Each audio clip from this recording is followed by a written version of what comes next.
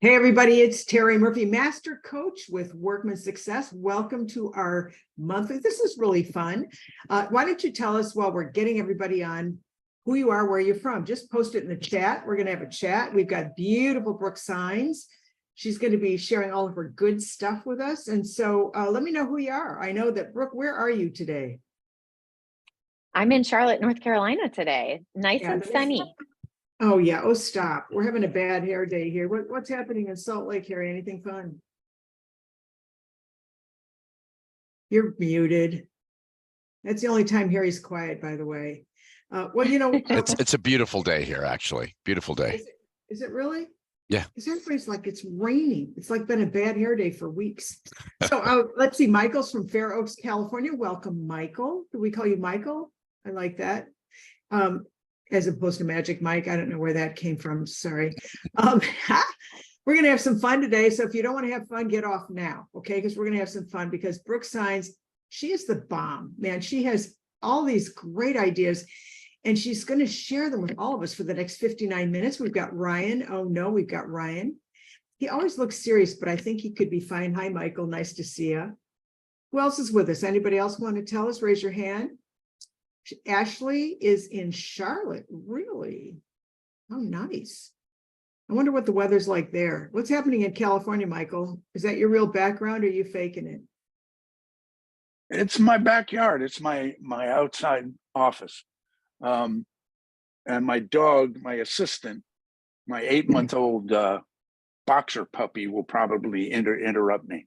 It's hot out here. It's been okay the last day or so, but it's we're all good to know. 115 next week. So Debbie says Fresno, Clovis, California, don't be jealous. Well, we are. Okay, we are. It's really going to be a great couple of minutes here. And the reason is because we have all these great tools and resources. And I don't know about you, but does your day ever get in the way?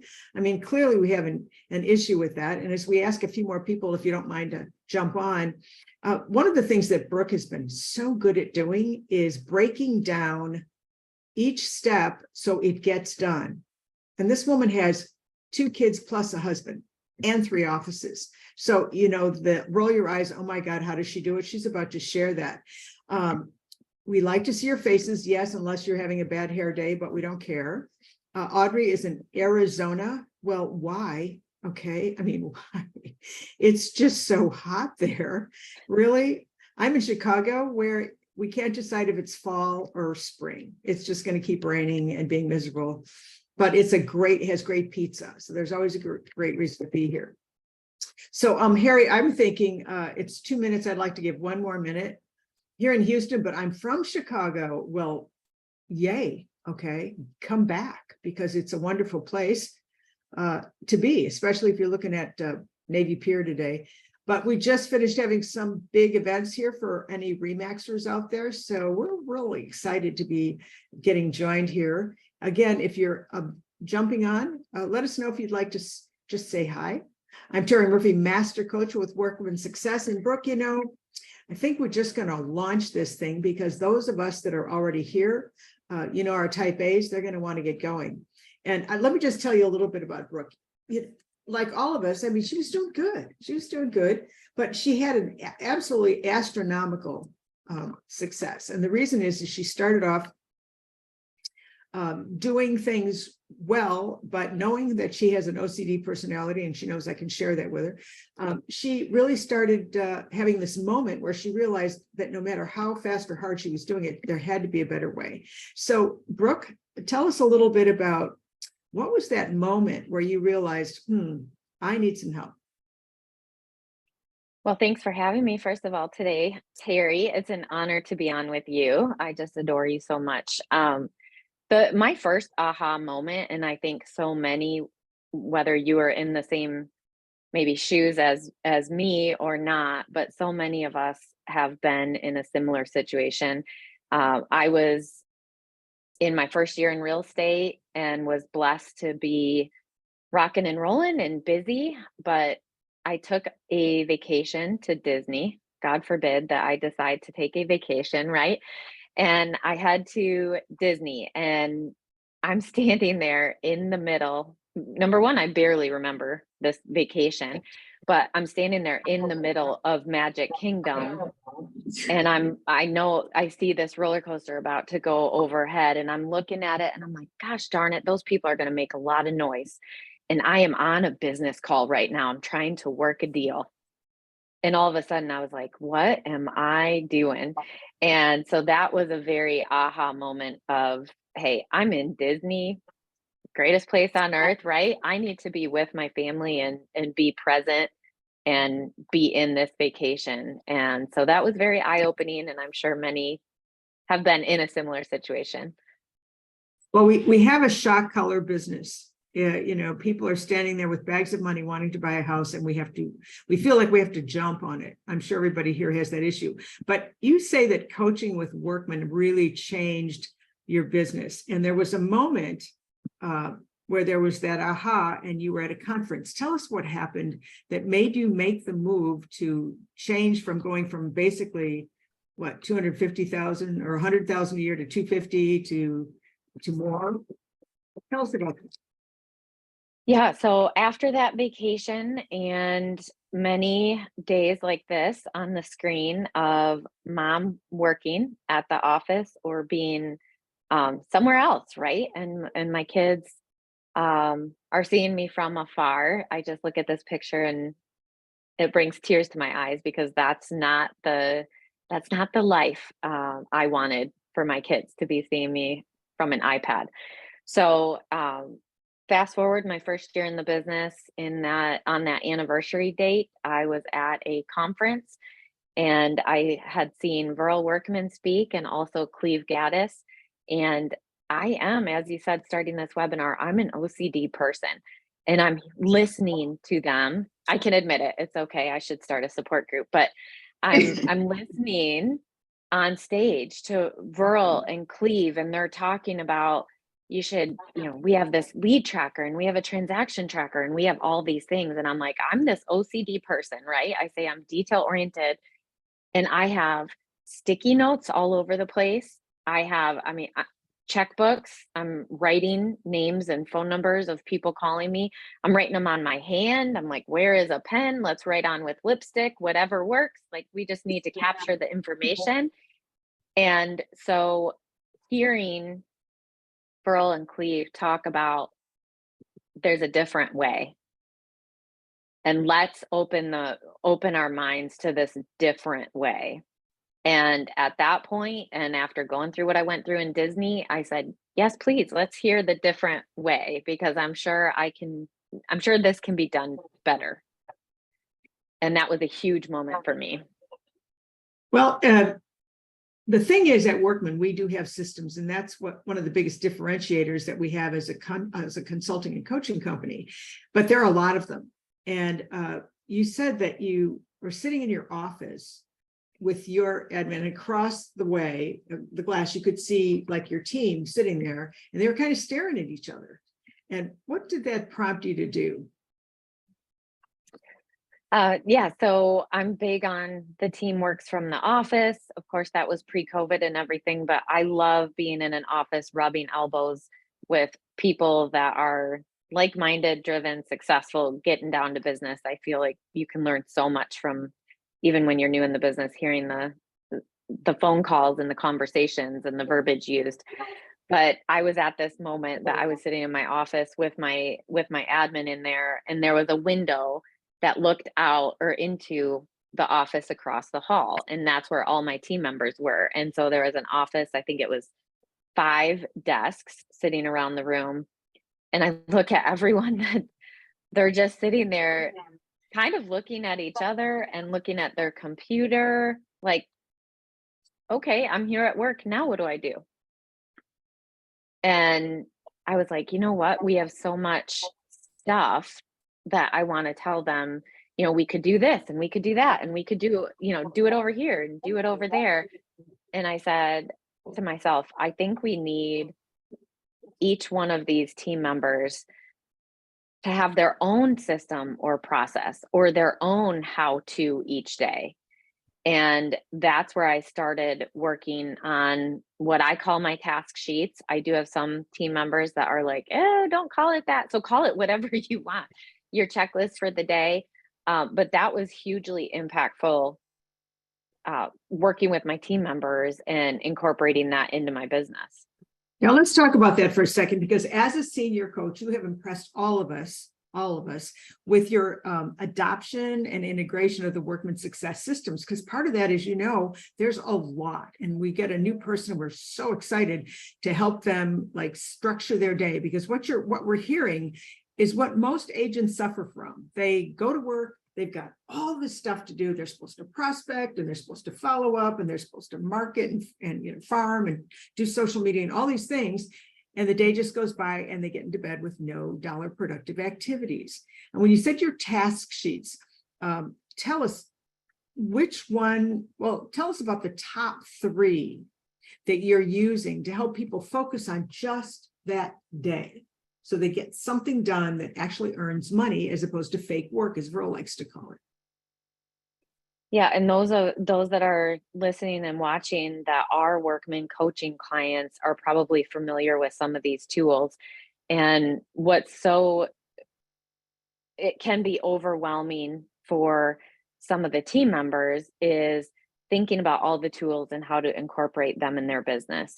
So I took kind of my top 3 or 4, because God forbid I just leave it at 3, but I took this checklist and I said, okay, if we can take the top 50, and there's 50 people out of the month that we want to touch, if we divide that into a weekly number and we look at, okay, we need to reach out to 2 or 3 a day. And so I said, okay, let's put that on the checklist on this task sheet. We need to reach out to 2 or 3 top 50 a day. And then let's look at the daily success habits tracker. And those are the money-making activities. So those sorts of things include emails, phone calls, note cards, learning different things, getting out and showing homes, getting listing agreements signed, doing open houses. So I said, okay, if we can look at what can be on this list, and I made them different for each team member, each person, because what's different for how you want to get business, Terri, is going to be different for how maybe I want to get business. If I don't like door knocking, I'm going to procrastinate on door knocking all day long because it's just not what I like. I will find any excuse to not door knock. So I wanted to choose things that were specific for each team member, that were things that they were going to do and what they had in their business plan. Okay, so And let's so I talk about looked that at- for a second. Your business plan, we have 4 pillars of income, because most agents just have one, and they don't realize that one could break down. As an example, think about open houses and COVID that completely slam dunk that. So one of the basics for what you do that propels the rest of it is based on these 4 pillars of income that we have in our business plan. Is that right? Mm-hmm. And so am I hearing you right? Because I want to ask the question that might be in the mind of the people listening here or attending, is that if you have 4 pillars of income, and do you want to share, like, I know that one is obviously past clients in top 50. Some people use farms. What else are there out there? I know that one of our other coaches, Jamie Taylor, did a great job of giving us a master of the many kinds of pillars. But tell us a little bit about the pillars, and then we'll go into how we use those into the daily success in the My Planned Week. Yeah, and I'll tell you, we obviously coach that you have 4 pillars. Some agents have 159, and it's because what I like to say, the bright, shiny object syndrome. This person's doing this, so I'm going to try that. And this person's doing that, so I'm going to try that. And so I think if you can focus on the 4 and say, these are the 4 areas that I'm going to focus on getting my business from. Brooke Signs and Terri Murphy may have 4 areas of business, and someone else has their 4. So we always do, like you said, the number 1 is the top 50 or SOI, so our sphere of influence. But then the others could be, of course, geo farming, expireds, working with probate, divorce attorneys, doing open houses, online leads, there are many, but of course the goal is whatever our transaction count or income goal is for the year, we want to aim for 100% out of each one of those pillars. And I just felt like that was brilliant by Workman's coaching to aim for that, because at the point, I mean, if you're aiming for 25 a year and you are doing the activities for all 4 of those pillars, then you can't help but hit your goal. You're actually doing the activities for 100 transactions. I don't know about any of you, but I would be absolutely fine if we do 100 transactions out of working 4 pillars. Well, that's the key. The key is that we get to the office and there's lots to do, especially if you don't have enough support. So if each pillar is supposed to, let's just say you want to make $100,000 a year, it's not 25, 25, 25. It's 100,000 from that one vertical. And that's totally possible, but it requires consistency. And the consistency from the business plan gets broken down into the month. And then the month gets broken down, as you said, into the perfect week. Now, can I ask you a question? I know that top 50, of course, is our lowest hanging fruit. Those are the people that know, like, and trust us. And we can count on them, not necessarily to give us a referral, but to leverage us to their top 50, who leverage us to their top 50, more relationship driven. So that's going to take consistency of a touch once a month. Well, the only way you can do that, you said, is if you block it in your time. So tell us how you manage the My Perfect Week. So I added the My Perfect Week into these checklists. So again, by incorporating the different programs or systems and tools into this one checklist, it allowed me to make sure that I was staying on task with what I wanted to accomplish for the day. So I broke it down. I did my Perfect Week, and I said, okay, these are the goal areas, or what I want to ideally spend my time on each day. And by doing that, and then looking at breaking down the top 50 tracker into 2 or 3 a day, and then looking at what I was doing alongside the daily success habits tracker. So everything is a certain number of points. And so everything that I put on the checklist, I could attribute points to from then the daily success habits tracker. So as long as I had this checklist for the day, which may take me, I mean, maybe I start on at 8 a.m. and I'm done by noon. And then all my points for the day of showing houses or attending listing appointments, those then I can do at that time. But it allows me to take control of my time and making sure that I'm getting those activities done. So the My Perfect Week aligned, and I had some team members that said they preferred to have that checklist or that task sheet with the My Perfect Week timeframes on it. Some people didn't want the times on it and felt that it was too restrictive because they felt like they could easily get behind. So it's something that I love, that it can be fluid. I mean, I had a different one for every day of the week, and for every team member, they had one specific to, or have one specific to what they want to do based on their 4 pillars, based on getting the 61 points a day as a goal, and using their My Perfect Week and touching base with their top 50. So we know that you've got these systems down, because I know from working with you that you will help them with the consistency of the habit, which is what the daily success habit tracker asks. So between the huddles and the meetings, you would actually designate time during each perfect week for specific prospecting activities. I recall that, I think it was Wednesday. Do you want to tell us about Wednesday? What you do on a Wednesday as an example, so those that are listening can watch?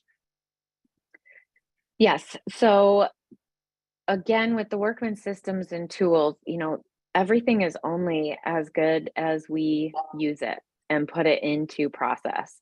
And then once we put it into the process or our daily habits, then we can continue to level up and increase how we use it. And in doing and breaking it down that way, it allowed me to be able to say, you know, it's like when we're going to the gym, Terry, and I'm more apt to show up if I know, and especially show up at a certain time. If I know I'm supposed to meet you at the gym entrance at 8 a.m., I might have an excuse the first day, but how many excuses can I really come up with to not meet you at the gym? And it's rude, it's disrespectful to your time. I mean, all the things. So if we can align together and have that accountability or encouragement for one another, it puts us on a different playing field at a different level. And so what I did with my team is I said, let's just get together and connect with our leads every Wednesday after our huddle at 10:30. And we should be able to do that in 1 hour. So we would do our huddle, we would break, get together and say, okay, we're calling our B leads this week or our C leads. And we go through and we talk about if anyone needs ideas on what to talk to them about or how to make those calls or texts or whatever it may be. I mean, I always coach and teach our team that however they reach out to you is how we should reach out to them. So some clients are Facebook Messenger, some are text, phone call. And so we reach out to them the way they want to be communicated with. And we go through and in an hour, maybe an hour and a half max, we've connected with or basically told all of our prospects and clients that we haven't forgotten about them. And we're working. So this is, I mean, if you really want to advance your business, it's about creating relationships, and relationships have to have value. There has to be some kind of value as opposed to having them file a restraining order because you're just calling them, asking them to pack up and move. Mm-hmm. So we have a question from Ryan. How many team members? And if you're just joining the call, Brooke has been absolutely magnificent with building her business from, being a single solopreneur, so to speak, to having 3 offices in 3 different states. She has one in Grand Rapids, one in Charlotte, North Carolina, and one in St. Pete Beach in Florida. Now, how do you do that? You have to have team members. And one of the things we're going to get into here, because one of the greatest questions, Harry, one of the great people we work with at Workman, brilliant man, said, how do we going back to the Disney issue, I mean, giving yourself permission to know that these people are being incubated and cared for and literally growing the prospecting base with regularity and consistency. How many people do you have? I have 5 team members, including myself. I am licensed as a broker in all 3 states, not a broker owner, but a broker.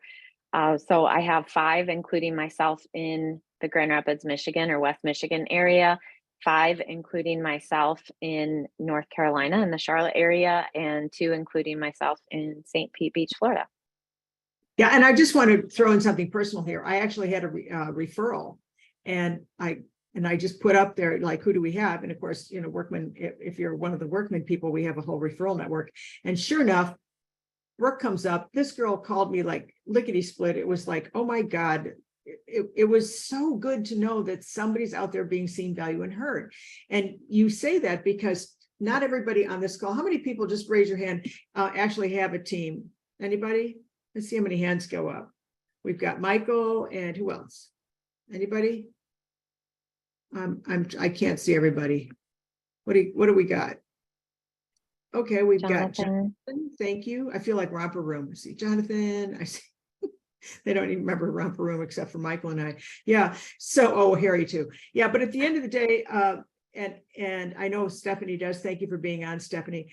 The consumer today wants a lot, and we have a lot more to each transaction. And so we have to have these systems in place. But how did you? Because I know that during COVID, you took your whole family for a month and left town, basically, witness protection for a month. And yet you were able to continue, sustaining your business, growing your business in spite of, because the systems supported the actions, which supported the outcomes. Tell us a little bit about how do you invest in this team so that they do these things? Because everybody here, I'm sure, struggles with doing this themselves. And so that you can give yourself permission to have a life. What is brilliant about Workman Success Systems is that everyone has a story and we all have different stories. And when I first heard Verl and Cleve speak, and they talked about Christy Buck and how she had grown this amazing team and continued to grow and develop her business and production and also her team members over time, I was wowed and I wanted to do just that. And I'm sure many, I mean, that's how many Workman coaching clients start out, is they want to do similar things. They want to get their life back, grow their business and their production, but not at the expense of our significant other or our family or friends. And so with the Workman systems and tools and me being able to put those into place, I mean, things like the daily huddle and being able to educate my team on a daily basis and have a conversation with them about how and what we're going to do and what their day looks like and giving them some motivation. And I've been doing the daily huddle now as a coaching client of Workman for, I think, 8 years. And so the repetition is just, I mean, I don't need to, I bring team members on, we set the expectation, we talk about the daily huddle and its value, because I do think the why behind it is important. We're not just having a call every morning on Zoom for fun. It allows us to start our day off right and use the wisdom of the crowd and motivate and encourage one another. And which of course is very important when I'm in 3 different states, because I can't physically be in 3 different states. Which brings me to the question, I'm sure everybody here's got the same one, like, how do you run a huddle in 3 different states, in 3 different time zones? And you've got a secret sauce on that. Tell us what that is. Well, thank goodness it's all the same time zone. Otherwise, I would be in big trouble. But what we do is we have everyone get on all together. And prior to COVID, I really thought that each team would want to not necessarily, you know, what does the Michigan team have to do with the North Carolina team and with Florida and et cetera. But COVID taught me, I mean, my team members were asking me, we want to be on together. We want to do this together. And that played in so well to the amazing team culture that we have today.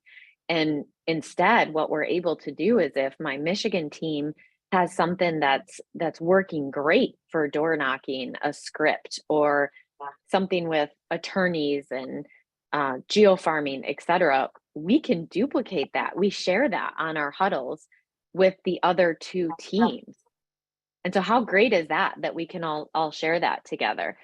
And the other thing is, with the huddles, I learned over time that doing them over video together and allowing us to see each other. I mean, I can't tell you how many times I've seen one of my team members that I know what her face usually looks like. And if I see that she is down in the dumps that day, or maybe not feeling good, I'm asking her after the call, I'm like, are you okay? Do you need me? I mean, and that allows me, I'm not physically there, but I can see what's going on and be able to be there as a person, as a team leader, a friend, etc. There's a big difference between, Jonathan asked us about this. What do you ask of them when they come to the huddle? There's a big difference, and we specified that at Workman, between a huddle and a meeting, because otherwise you're meetings. So in general, can you give us a quick overview of what your huddle looks like? Yeah, so our huddle, of course, over 8 years has evolved over time. We have done different things, from reading Og Mandino's scrolls from The Greatest Salesman in the World together. We have, yes, I love it too, Michael.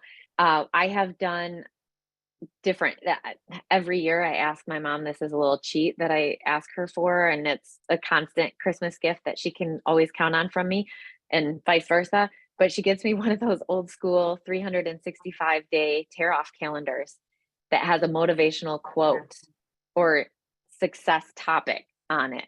And so I have it right there, and I can say, here's the quote of the day. What has also evolved over time is the fact that my team doesn't need to hear from me all the time. we are very much a team of co-creation. So while I run the team meetings and I'm able to bring some motivation and education and things to those meetings, the huddles are run by different team members. We rotate through. I mean, they're all leaders too. And there's no reason why they can't lead those calls or those huddles. And so we have different team members that rotate through and run different days. And they know, I mean, number one, then they know the importance of the huddle. They know how much work and effort goes into it because they're running them some days. They also get a say in what the team is talking about. We get to hear their brilliant questions and motivating, comments for the team. And why not hear from them too? And so having them run them, it leads into the amazing culture that we have as a team, helping each of them be leaders and push them forward in their thoughts and mindset too. It gives them authorship. And so, Debbie, does that answer your question, huddle versus meeting, Debbie Pelham? Because thank you for posting that, by the way.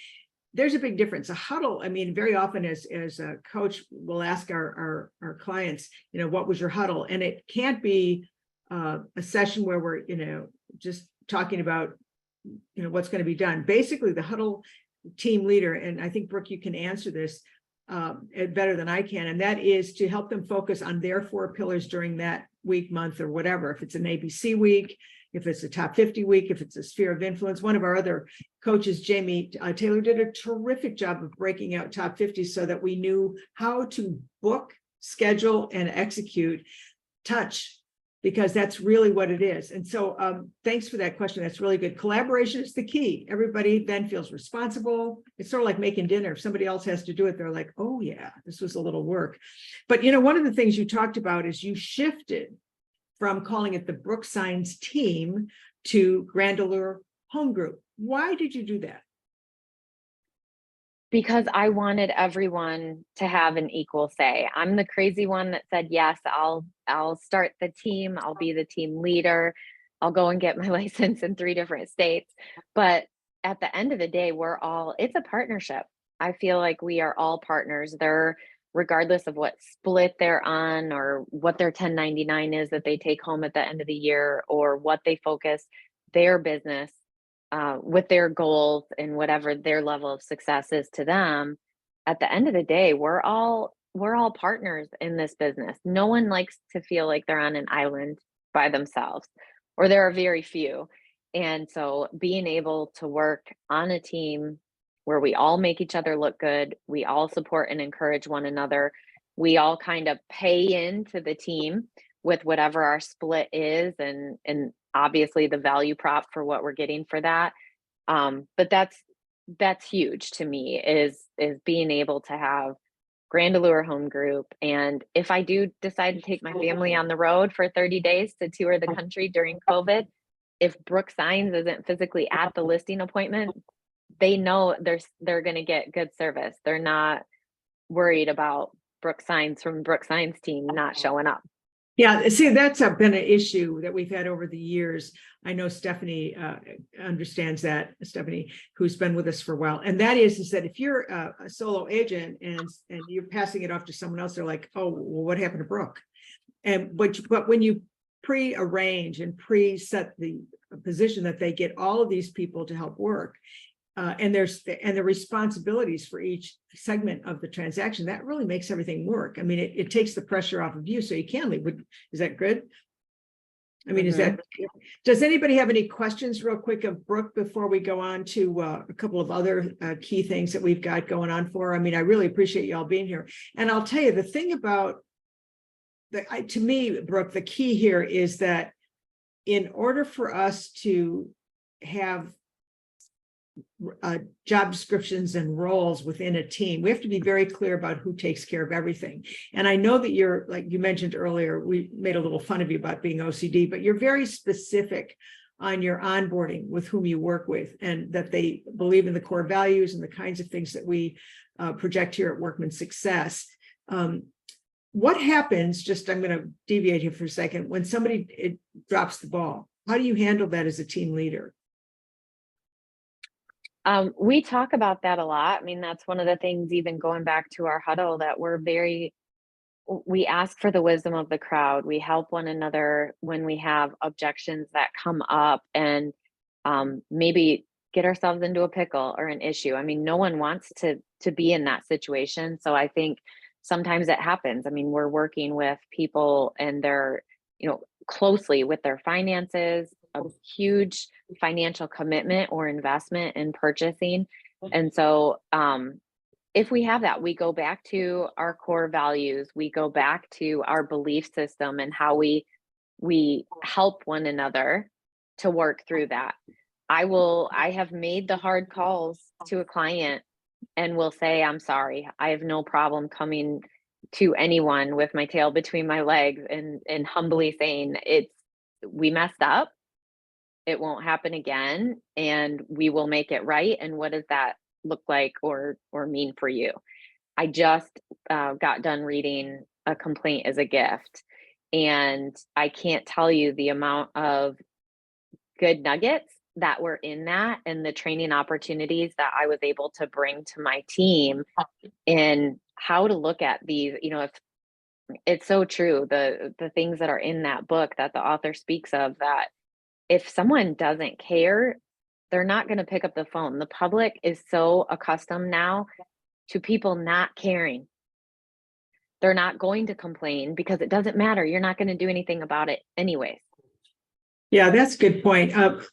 Brian asked us, can you share your team's core values, or maybe one with an example of it in action?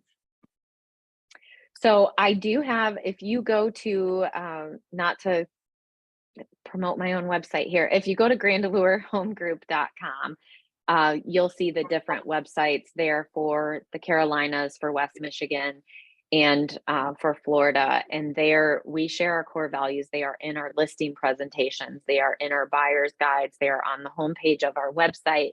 They are very much shared. And what we do is we let our clients know how important our core values are to us. That's who we are at our core. I will tell you, Ryan, one of the things that I do, just as I'm a big acronym person. I feel like it makes things easier to remember.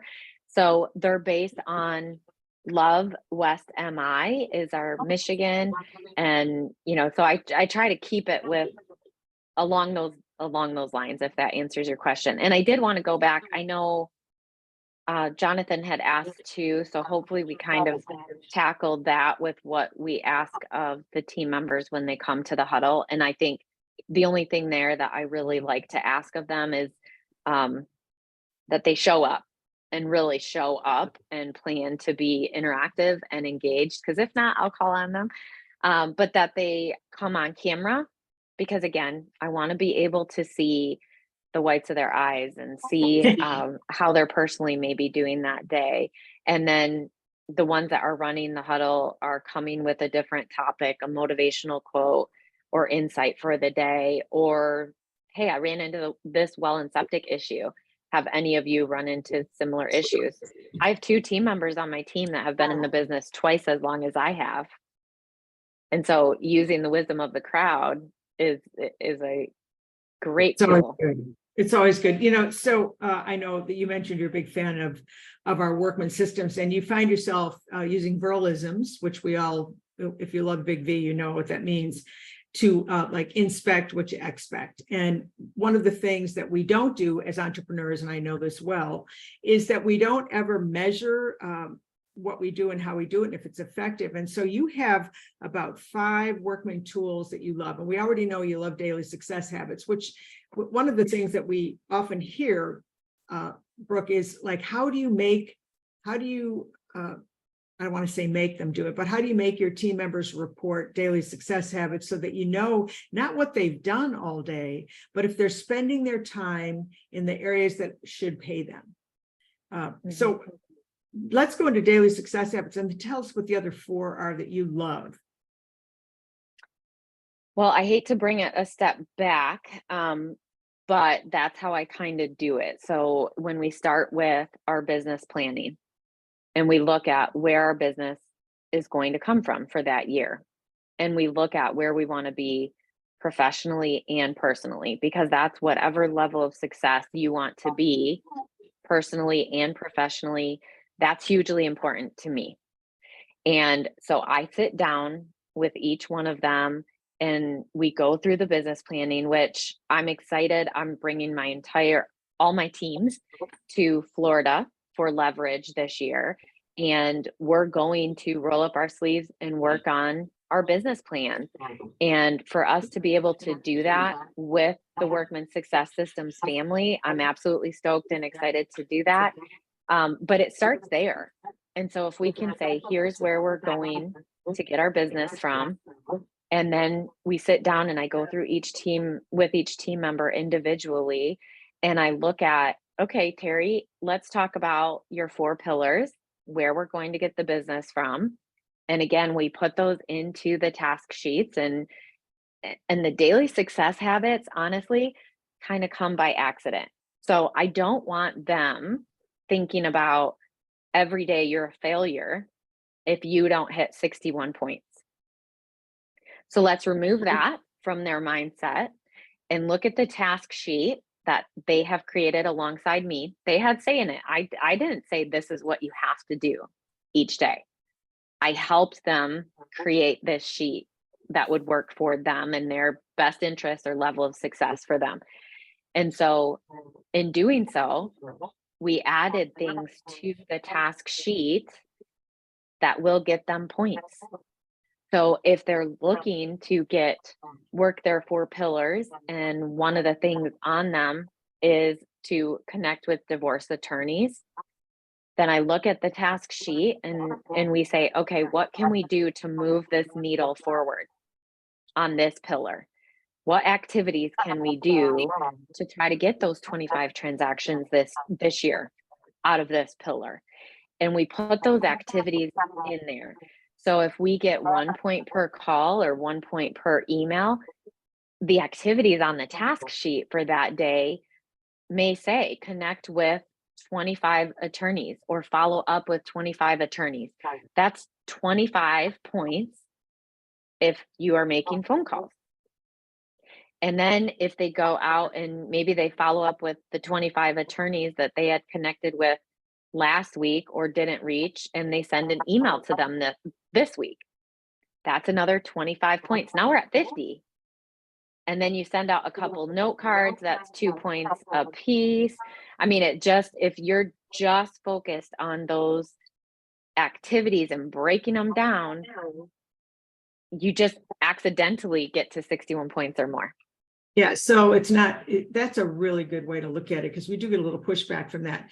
But you talk about workman tools. I know that the daily success habits have been incorporated into my planned week or my perfect weekend, the top 50 and the business plan. I mean, those are pretty much your top ones, if I'm correct. You mentioned that you had pretty amazing success. I mean, you started off with 100,000 a year.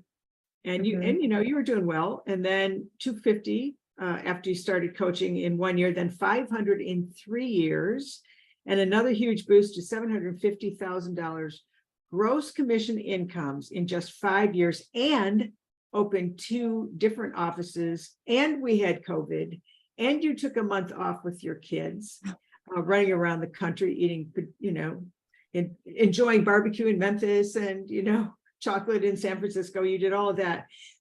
Which one do you think gave you permission to accelerate to the next level of income? Was there one? Was it a series? Was it the team? What was it for you?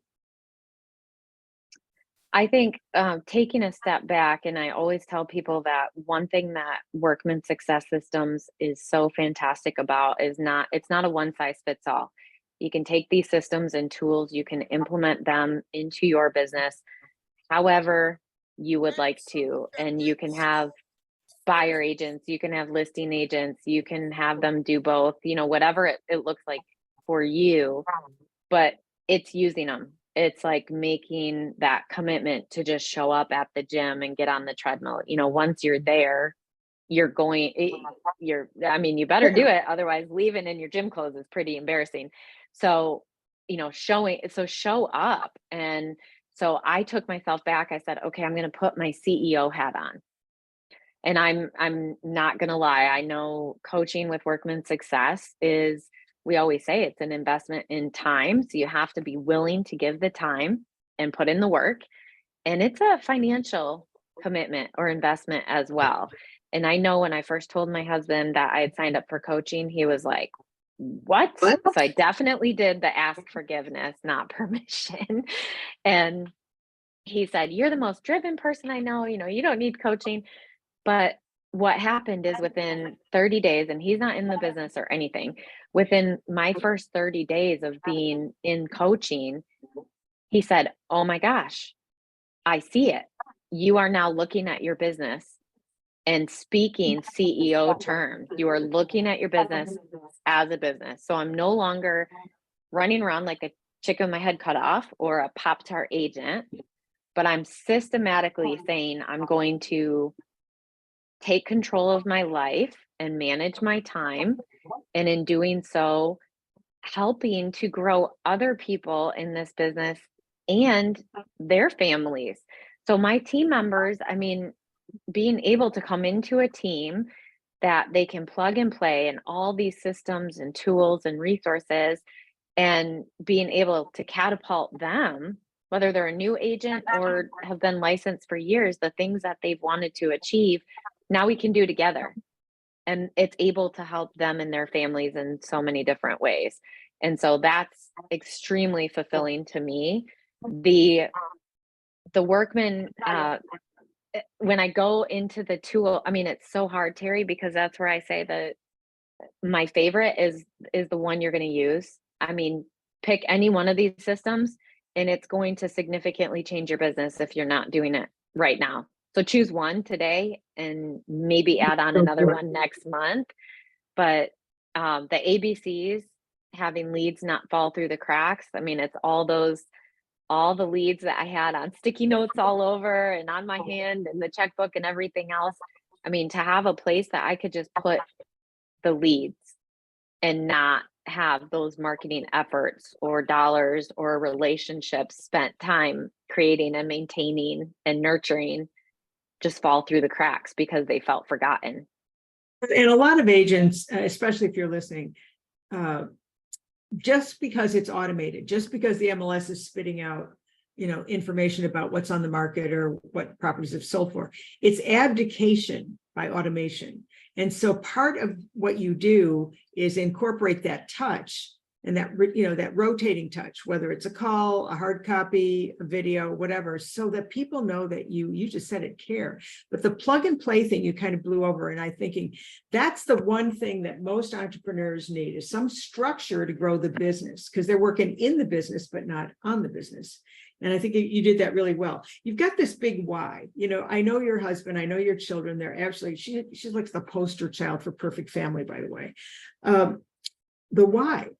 I mean, I think, looking at your son's face and seeing that you weren't there was probably your launch pad, but you've got a why to go to work and do this so that you're intentional about spending your life with your children. And I know you just came back from another trip with them, and yet you're confident and you're not like digiphrenic about where, you're not bifurcating your time with them by worrying about the phone or answering the phone or running around.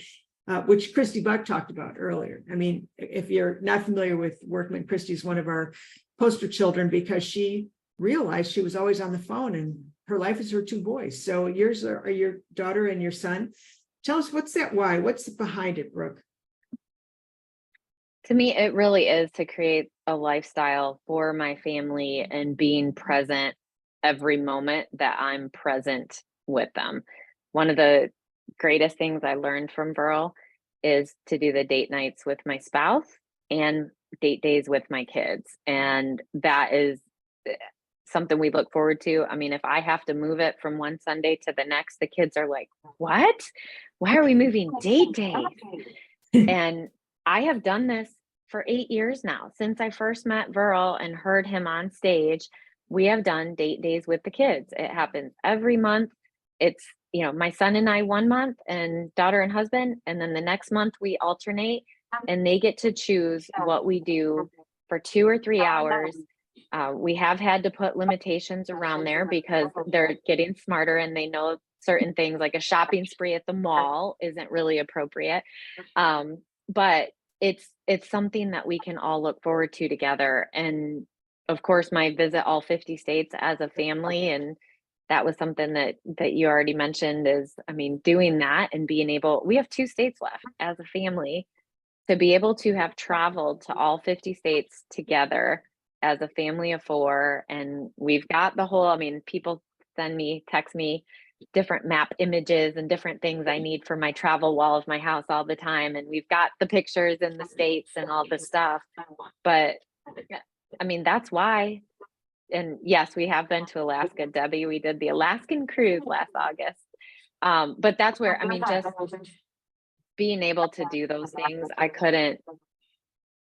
don't want to say I couldn't have done it. I don't think I would have done it anywhere near as well, because I can step away, and I know that with the systems and processes and the people I've surrounded myself with, I mean, we are very picky as a team on who, you know, we want to work with as part of our culture. We're protective of that. Good for you. Well, you know, as we wind this up, you know, if you're not a Workman client, we give away everything. As a matter of fact, I mean, we're a very generous company. And if you were struggling with one thing, and not you, Brooke, because I know you've already walked that walk, but if you were struggling with one thing, which would really get the most return on investment of both time and money, which of the tools would you recommend the most? And then I'm going to ask, hang on, I'm going to ask all of you what your next step's going to be. So start thinking about it now. I'm not letting you off the hook. I want to see some stuff posted or somebody get coming off of mute to tell us. But go ahead, tell us, what do you think would be the ROI that you would want, Brooke, knowing all the things that we have? I would say, I mean, the top 50 tracker is free. Just go into people that already know, like, and trust you, or, you know, that you know, like, and trust, or want to get to know better. As a mom, I know I don't want to send my kids to a house of parents that I don't know. And so being able to put them on my top 50, like, hey, if our kids are going to hang out together, we have to know each other a little bit better. One of the things that I'm kind of famous for as a Workman coach, and this is not a good thing, so don't do what I did. But I pushed back big time with my coach about hiring an admin. And Burl had said from day one, if you don't have an admin, you are one. That couldn't be more true. I pushed back on it. The one thing that I'll tell anyone, that if you're just starting off and you're looking at how much you have to pay an admin, there are different resources, and you can hire someone that is just going to be a transaction coordinator from, you know, to get you through closing and handle the paperwork on each one as it closes. You know, start off small, and then you can grow from there and have someone. I mean, once I started hiring admins, you couldn't stop me. It allows me to help. I mean, it's the best thing. It allows me to duplicate my activities over and over again, and to be able to help my team members so they can be out in the field showing houses, negotiating contracts, and attending closing. Yeah, you know, a top 50, if you're not familiar with it, there are 50 people that you know, by the way, you'll get stuck at 35, that know, love, and trust you. And it's just like a restaurant, you know, oh, I had a great meal at, you know, ABC restaurant. Well, you're not expecting the restaurant to buy, you know, dinners for free the rest of your life. You just have that implied endorsement of how good it is. And, you know, in today's world, there's lots of not real information. And when you're handling something as delicate as real estate, people need help, and they want that confidence. And that's what Top 50 is. It's about taking 50 people, and they can be family and past clients and whatever.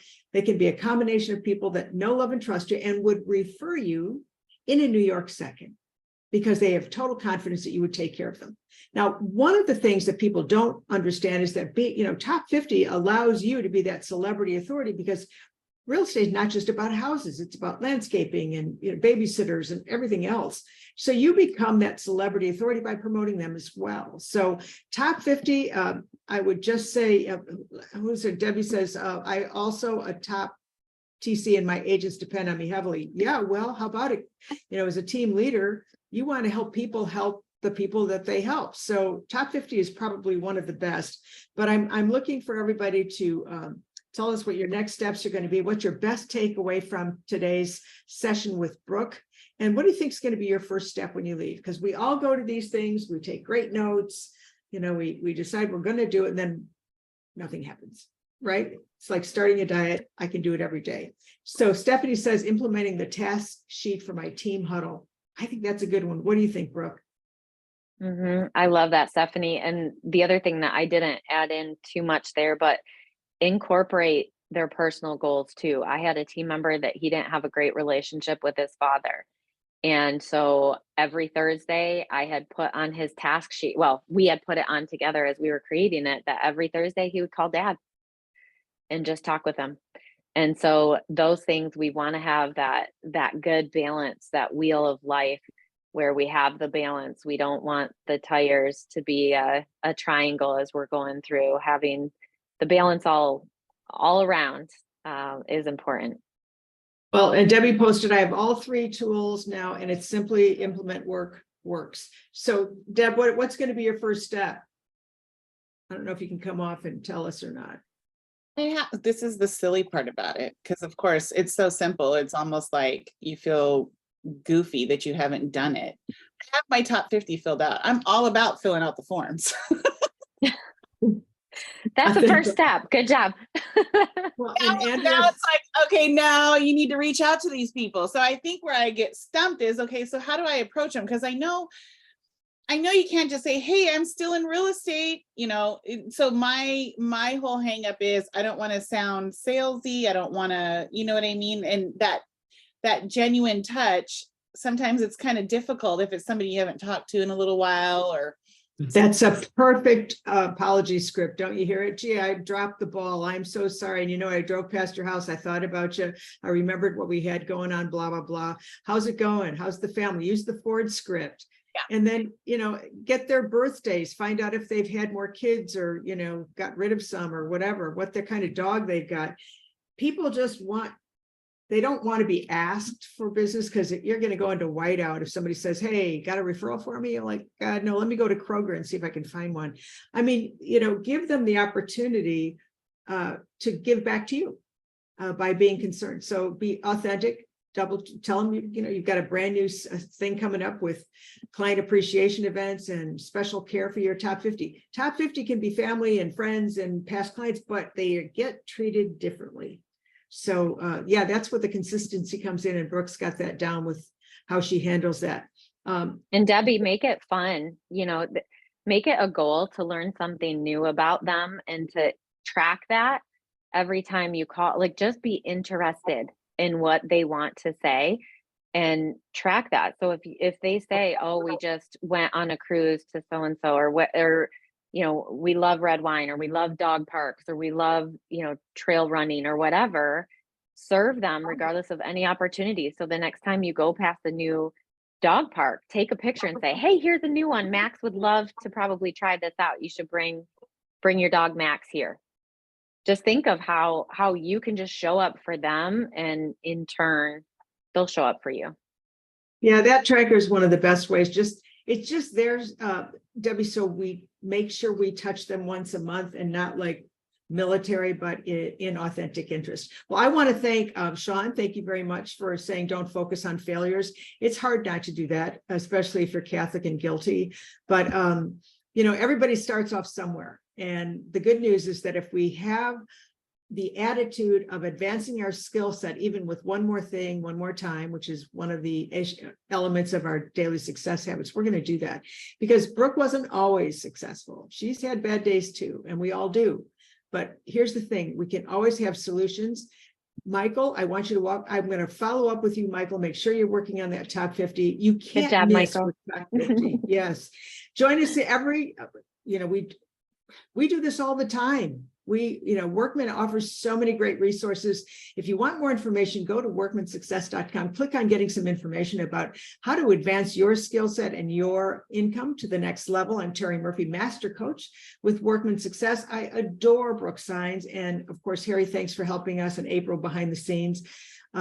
Make it a great week. Be intentional. Do something different today that's going to change your tomorrow. It's not going to change just because you're thinking about it.